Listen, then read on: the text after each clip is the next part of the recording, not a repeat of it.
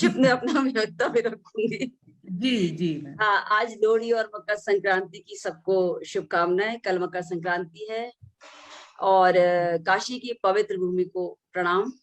प्रातः स्मरणीय गुरुदेव विद्या निवास मिश्र जी को सादर नमन।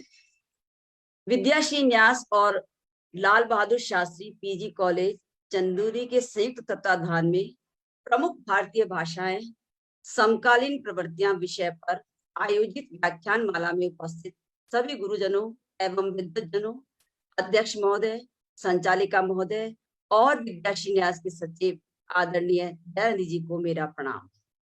इस विषय को रखकर आदरणीय दयानिधि जी ने आज के समय में उठने वाली बोली को लेकर जो अलगाव की बातें हो रही हैं उनको स्पष्ट करने का प्रयास किया है कि क्षेत्रीय बोलियां अलग जरूर हैं, परंतु उनका उद्गम स्थान एक ही है। उनकी मूलभूत चेतना, मूल भाव एक ही है। ब्रह्म शब्द सभी का उद्गम स्थल है, बस स्थान विशेष की जलवायु और विशिष्ट परिस्थितियों के कारण उनका रूप बदल गया है। मैं आयोजकों को इस बात के लिए धन्यवाद देती हूँ कि उन्होंने हर क्षेत्र की भाषा को अपने पटल पर स्थान देकर सबको सामने लाने का प्रयास किया है, क्योंकि हम देखते हैं कि कुछ दूर दराज की भाषाएं महत्वपूर्ण होते हुए भी अनछुई रह जाती हैं। किसी भाषा की विस्तृत व्याख्या को सीमित समय में प्रस्तुत करना संभव नहीं है। मैं कुमाऊनी भाषा का इतिहास और हिंदी भाषा से उसके संबंध सिर्फ इन दो बिंदुओं पर संक्षिप्त प्रकाश डालूंगी। भारत के उत्तर में विशाल हिमालयी क्षेत्र पूर्व से पश्चिम तक फैला हुआ है। इसमें उत्तराखंड राज्य का पर्वतीय भूमध्य भाग मध्य हिमालय के नाम से जाना जाता है। पुराणों में कुमाऊं का वर्ण मानसखंड और गढ़वाल का वर्ण केदार खंड के रूप में हुआ। यदि भी भाषा की दृष्टि से कुमाऊं प्रदेश हिंदी भाषी प्रदेश के अंतर्गत आता है, परंतु बोलियों की दृष्टि से विचार करें तो कुमाऊं में 5 बोलियां बोली जाती हैं। कुमाऊनी, राजी, भोटिया जिसे शौका भी कहते हैं, बुक्सा और थारू। इनको कुमाऊनी के क्षेत्र एवं भाषाई वैविध्य के कारण 2 वर्गों में बांटा जा सकता है, पूर्वी कुमाऊनी और पश्चिमी कुमाऊनी।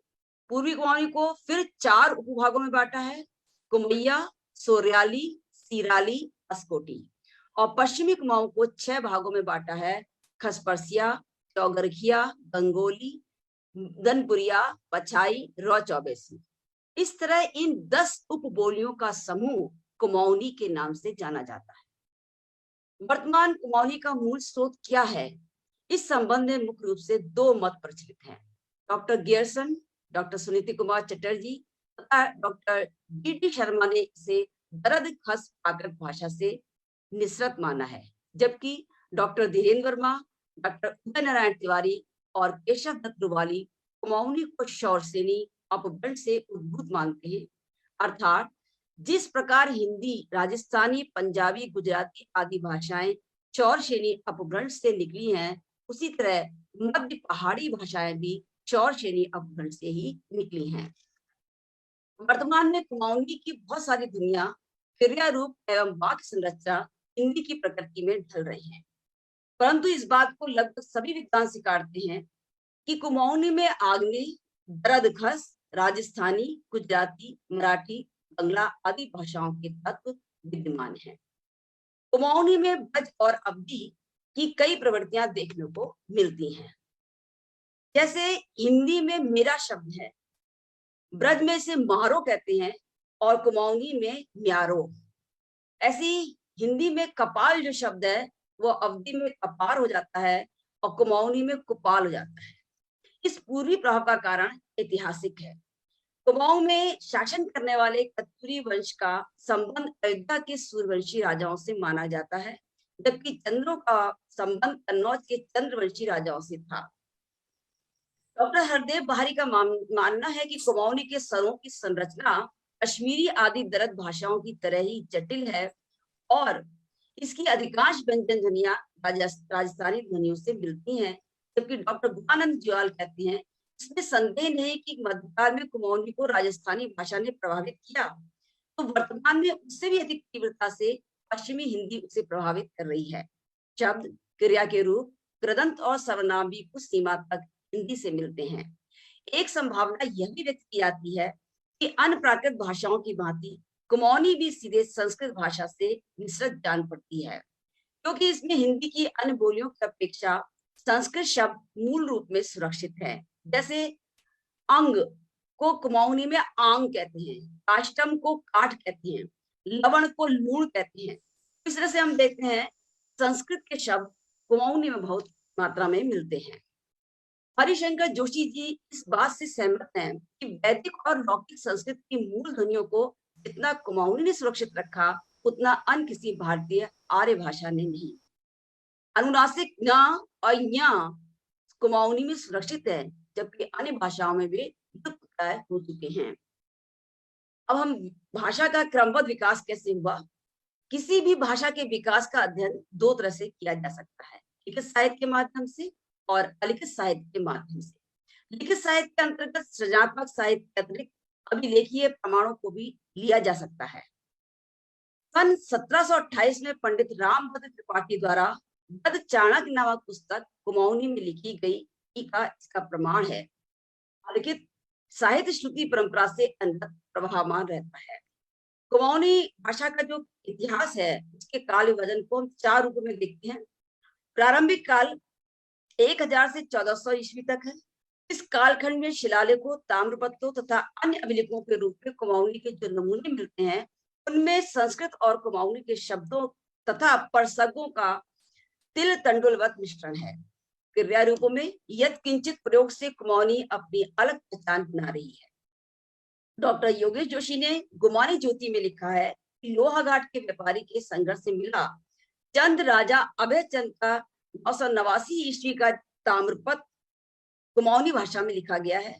इससे सिद्ध होता है कि 10वीं शताब्दी में कुमाऊनी एक समृद्ध भाषा के रूप में प्रतिष्ठित थी। दूसरा आता है पूर्व मध्यकाल, जो 1400 से 1700 तक माना गया है। चंद शासन की जड़ें जो गिराती गई, बाहरी लोगों का आवागमन कुमाऊं में बढ़ता गया। इस कारण मुगलिया सल्तनत के दबावों के कारण सुरक्षित स्थान की तलाश में देश के विभिन्न भागों से कई जातियां यहाँ आकर बस गई। वे अपने साथ अपनी भाषा और अपने संस्कार लाई। इन भाषाओं में कुमाऊनी के में लोक कथित स्थानीय शब्दों का प्रयोग बढ़ने लगा और अभिलेखीय कुमाऊनी लोक भाषा की ओर अग्रसर हो गई। उत्तर मध्यकाल जो 1700 से 1900 तक है, इस काल में भारत में और उत्तराखंड में 2 महत्वपूर्ण घटनाएं घटित हुई।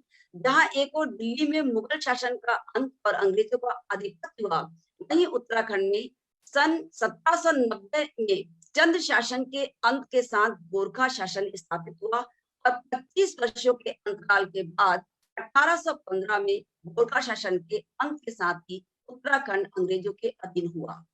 इस कालखंड में कुमाऊनी में अरबी फारसी शब्दों का, नेपाली तथा अंग्रेजी शब्दों का प्रयोग होने लगा था। कुमाऊनी के विकास की दृष्टि से यह कालखंड विशेष महत्वपूर्ण है। अंग्रेजों ने कुमाऊनी भाषा के विकास में कोई रोड़े नहीं लगाए, वरन चंद शासकों की नीति का अनुसरण करते हुए यहाँ के लोगों के साथ भावनात्मक संबंध स्थापित करने के लिए कुमाऊनी में ही शासन का कार्य किया। वे यहाँ की लोक भाषा को शासन की भाषा बनाना चाहते थे, परंतु पाठ्यक्रम की पुस्तकें न होने के कारण इसे व्यवहार में नहीं ला सके। आधुनिक काल जो 1900 से आज तक का माना गया है। 20वीं सदी का पूर्वार्ध राजनीतिक दृष्टि से काफी उथल पुथल भरा रहा। गांधी जी के नेतृत्व में जहां एक और आजादी की लड़ाई हो रही थी, वहीं दूसरी ओर सामाजिक व्यवस्था में भी परिवर्तन की लहर दौड़ रही थी। इस पुनः जागरण की अंतर्धारा के हर मोर्चे पर कुमाऊनी रचनाओं ने अपना विशेष योगदान दिया। आधुनिकता की नई सभ्यता संस्कृति में नूतन शब्दावली को ग्रहण करना कुमाऊनी भाषा की विवशता भी थी और अनिवार्यता थी। इसलिए कुमाऊनी भाषा में दूसरी भाषाओं के शब्द भी आए। कुमाऊनी साहित्य को 3 भागों में बांटा सकता है। प्रारंभिक काल है जो 1800 से 19वीं शताब्दी तक का है। इस समय गोरखा शासन ने यहाँ की जनता तंग आ चुकी थी। इसकी झलक हमें गुमानी कवि की कविताओं में देखने को मिलती है। इस काल के रचनाकारों में गुमानी, कृष्ण पांडे, चिंतामणि जोशी, लीलाधर जोशी, गंगादत्त उप्रेती, बालादत्त जोशी आदि प्रमुख है। इनके साहित्यिक अवदान को हम लिखित रूप में पाते हैं। मध्यकाल जिसका समय 1900 से 1950 तक का माना गया है, इस काल में पद्य में बहुत रचनाएं हुई और भावों एवं विचार दोनों की दृष्टि उत्कृष्ट अभिव्यक्ति हुई। अगर कहें इस काल में कुमाऊं भाषा को संस्कार मिला तो अतिशयोक्ति नहीं होगी। इस कालखंड के कवियों में शिवदत्त सती, शिरोमणि पाठक, गौरीदत्त पांडे गौड़दा, सुमित्रा नंदन पंत, जयंती देवी पंत, चंद्रलाल वर्मा आदि बहुत से कवि और रचनाकार हुए हैं। आधुनिक काल, ये कालखंड 1950 से लेकर के आज तक का है। इस कालखंड में कुमाऊनी कविता के क्षेत्र में वस्तु और अभिव्यक्ति विधान की दृष्टि से बहुत बदलाव आया। स्वतंत्रता प्राप्ति के बाद कुमाऊनी कविता में न केवल विषय वस्तु बदल गई, वरन अभिव्यक्ति विधान में भी परिपक्वता आने लगी। क्योंकि जब तक हम स्वतंत्र नहीं थे, तब कुमाऊनी जितनी भी कविताएं हुई हैं वो देश प्रेम से ओतप्रोत थी। लेकिन इसके बाद प्रकृति और मानवीय संवेदनाओं को लेकर भी कविताएं लिखी गई हैं। इस काल में नए नए प्रतिमानों और बिंबों के साथ बहुत से रचनाकार सामने आए। तारूचंद पांडे, विजेंद्र लाल शाह, नंद कुमार उप्रेती, शेर सिंह बिष्ट, रमेश चंद शाह, श्रीमती देवकी महारा आदि बहुत सारे साहित्यकार हैं जिनका लिखित साहित्य हमको मिलता है। अब कुमाऊनी भाषा का हिंदी भाषा के साथ संबंध। हिंदी भाषा के अंतर्गत 5 उपभाषाएं और 17 बोलियां आती हैं, जिनमें कुमाऊनी भी एक है। पूर्वी पहाड़ी के अंतर्गत नेपाली, पश्चिमी पहाड़ी के अंतर्गत हिमाचली और मध्य पहाड़ी के अंतर्गत कुमाऊनी और गढ़वाली बोलियां आती हैं। कुमाऊनी हिंदी भाषा के निकट है तथा प्रत्यक्ष या परोक्ष रूप से हिंदी साहित्य के विकास में महत्वपूर्ण योगदान दे रही है। डॉक्टर नारायण दत्त पालीवाल लिखते हैं, मेरा मत तो यह है कि जिस प्रकार अपभ्रंश का रूप धीरे धीरे बदलकर हिंदी के रूप में विकसित हुआ, कि उसी प्रकार कुमाऊनी अपने विकास की किसी अवस्था में हिंदी का ही रूप ले लेगी। कुमाऊनी तथा हिंदी के संबंध को 2 स्तरों पर देखा जा सकता है, भाषा के स्तर पर और साहित्य के स्तर पर। भाषा के स्तर में हिंदी की तरह कुमाऊनी की लिपि भी देवनागरी लिपि है। कुमाऊं के ऐतिहासिक अभिलेख शारदा लिपि में लिखे हैं। कुमाऊनी में स्वर और व्यंजन वही हैं जो हिंदी में है, लेकिन कुमाऊनी में इनके अतिरिक्त 4 अन्य स्वर हैं, इस, आ, ए, आई और ओ। कुमाऊनी में हिंदी की भांति लिंग और वचन भी 2 ही हैं, लेकिन इनकी भाषिक संरचना एक दूसरे से भिन्न है। कुमाऊनी में हिंदी की भांति तत्सम, तद्भव, देशज और विदेशी शब्दों का प्रयोग होता है। शब्दावली की दृष्टि से कुमाऊनी और हिंदी में समानता है, पर व्याकरणिक रूप रचना की दृष्टि से इनमें भिन्नता है। डॉक्टर भवानी दत्त उप्रेती का मत है कि कुमाऊनी को हिंदी की एक बोली कहने की अपेक्षा उपभाषा या विभाषा कहना उचित होगा। अब हम साहित्य के स्तर पर अगर हम देखें तो हिंदी के साहित्य भंडार को समृद्ध करने में कुमाऊनी साहित्यकारों का अप्रतिम योगदान रहा है। पहाड़ी पवाड़ों में हिंदी की वीरगाथा परंपरा के लक्षण विद्यमान है। हिंदी के आदिकाल में नातों और सिद्धों की जो परंपरा मिलती है, उसके दर्शन गढ़वाल और कुमाऊं के तंत्र मंत्रों और लोक गाथाओं में वर्णित प्रसंगों में मिलता है। हिंदी के रास काव्यों में उसी लोक तत्व की प्रधानता है जो पर्वतीय लोक साहित्य में भी समाहित है। कुमाऊं की होली, रमौला और गढ़वाल के नागराज के जागर इसके जीते जागते प्रमाण है। अपभ्रंश के गे काव्य में चांचर चर्चित का विशेष स्थान है।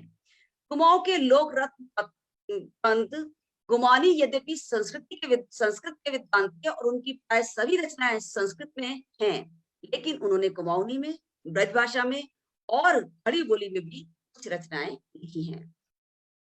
उन्हें कुमाऊनी भाषा का प्रथम कवि माना जाता है। शैलेश मटियानी, मनोहर श्याम जोशी, शेखर जोशी, हिमांशु जोशी, शिवानी भट्टोई, पंकज बिष्ट, बलवंत बनराज, संजय खाती, पानु कोलिया, हरीश मन बिष्ट, रमेश चंद शाह आदि बहुत से साहित्यकार हैं जिन्होंने कुमाऊनी भाषा से ज्यादा हिंदी साहित्य को समृद्ध किया है। कुमाऊनी भाषा में लोकगीत, कथा गीत, लोक कथाएं, लोकोक्तियां, पहेलियां, नाटक, एकांकी, आत्मकथा, पद्यात्मक गे रचनाएं, चंपू काव्य आदि सभी विधाओं की रचनाएं हमें मिलती हैं। कुमाऊनी भाषा में बहुत सी पत्रिकाएं आज निकल रही हैं। अगर हम मूल में देखें तो लोक तत्व सभी भाषाओं में को एक सूत्र में जोड़ता है, क्योंकि बोली चाहे कोई भी हो और मानस मन, लोक मन एक ही होता है। इसलिए लोक साहित्य और लोकगीत हर भाषा को एक दूसरे के साथ जोड़ने में महनीय भूमिका निभाते हैं। वर्तमान में कुमाऊं के कई रचनाकार हिंदी और कुमाऊनी में समान रूप से रचना कर रहे हैं। स्वाभाविक रूप से उनकी रचनाओं में हिंदी और कुमाऊनी के जातीय संस्कार देखे जा सकते हैं। इस प्रकार कुमाऊनी और हिंदी साहित्यकारों की रचनाओं में एक ही रक्त धारा प्रभावान है, जिसकी भावधारा कभी कुमाऊनी में तो कभी हिंदी में दो जलधाराओं की तरह प्रवाहित होती है, लेकिन उनकी आत्मा एक ही है। अतः साहित्य के स्तर पर भी कुमाऊनी और हिंदी का परस्पर घनिष्ठ संबंध है। विषय एक छोटे से समय में इतने बड़े विषय को हम नहीं ले सकते हैं। मैंने कुछ बहुत ही संक्षेप में, क्योंकि समय भी हो रहा है, आपके सामने रखा है। ये मेरा सौभाग्य है कि विद्याश्री न्यास ने मुझे इस पटल पर अपने विचार व्यक्त करने का मौका दिया। बहुत अच्छा कार्यक्रम, सुगठित अच्छा कार्यक्रम है, जिसमें हमको बहुत कुछ सीखने को मिल रहा है। बहुत लोगों से मिल रहे हैं। वैसे तो हम लोग फेस टू फेस मिलते थे, लेकिन आभासी है उसमें भी हम मिल रहे हैं, और वाकई में हमारे लिए बहुत अधिक अच्छा सुनहरा मौका है। सभी स्वस्थ रहें, मस्त रहें, खुश रहें। इन शुभकामनाओं के साथ मैं